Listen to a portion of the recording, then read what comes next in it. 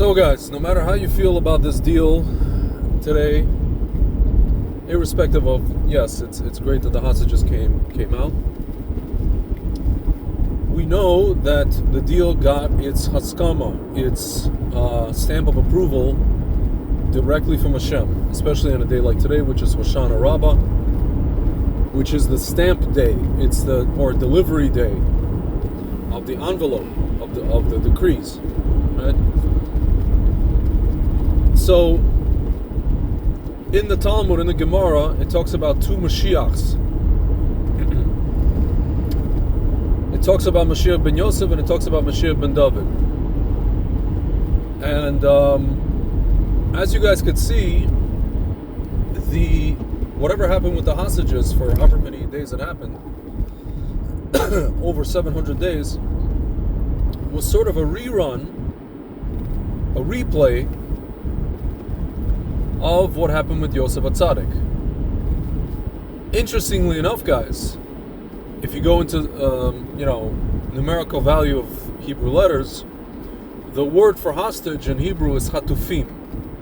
Hatufim is gematria 153, which happens to be the same gematria as HaPesach, the Pesach offering.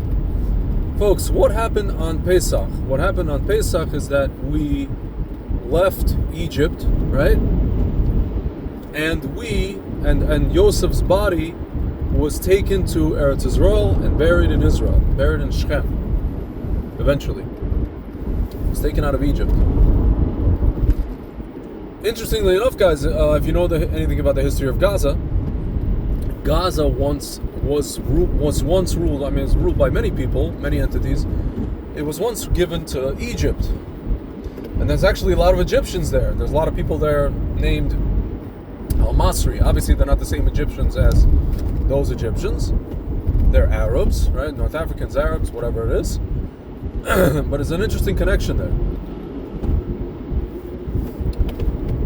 So guys, it might be that we're looking at something that is the beginning of a particular process. Interestingly enough, just after on Hoshana Rabbah, just after Trump came to speak in the Knesset, I think it was the first time he came to speak in the Knesset, on Hoshana Rabbah, where does he go?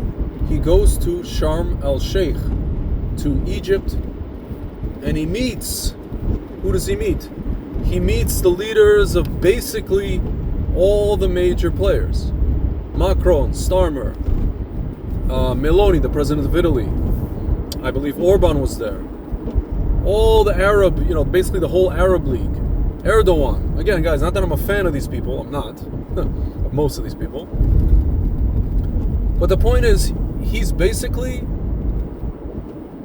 doing a tikkun of sorts. He's basically going back physically to the place where Yosef, interesting, right? Where Yosef was the viceroy, where he was essentially the ruler. He was the Shalit Haaretz, folks.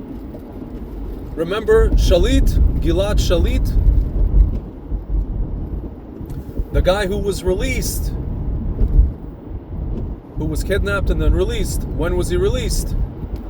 On Hoshana Rabbah. It was Hoshana Rabbah that year, 2011, if I'm not mistaken. He was taken a year after we pulled Jews out of Gaza, out of Israel, the Israeli government, not we. Again, I always say we. And obviously we know one of the people released in exchange for Shalit was Yahya Sinwar, who orchestrated this horrible attack 2 years ago on Simchat Torah. My friends, everything comes full circle.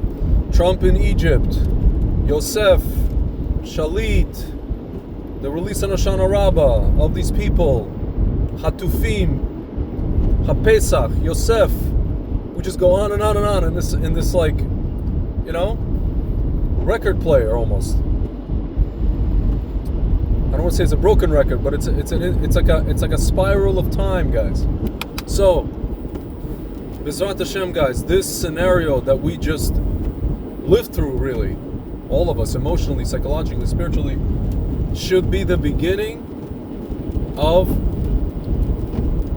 if you want to say Moshiach ben Yosef was maybe these people, some that had to sit in the dungeons, some unfortunately had to, they left this world.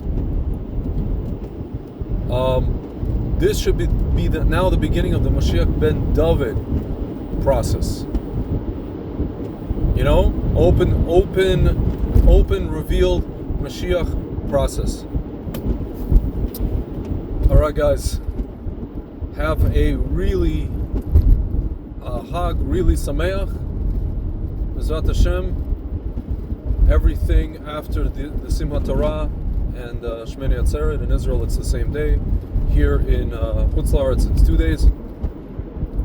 Everything after that should accelerate. And Bezrat Hashem, we should see the resurrection of the dead, which includes Yosef and all of our other forefathers, Moshe Rabbeinu, Abraham, Yitzhak, Yaakov, etc., all the tzaddikim, all our loved ones, and Bezrat Hashem, we're not going to experience any more pain.